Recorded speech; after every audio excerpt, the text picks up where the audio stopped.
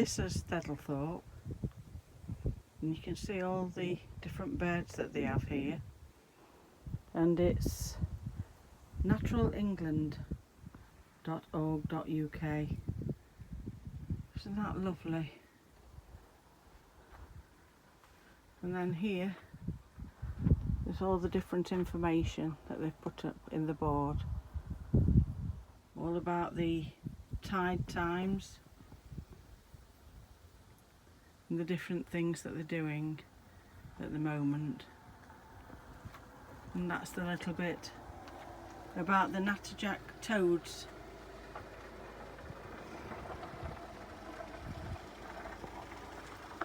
Another bit there about the brown-tailed moth caterpillars.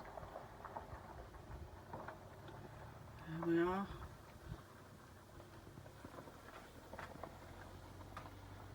It's been really lovely.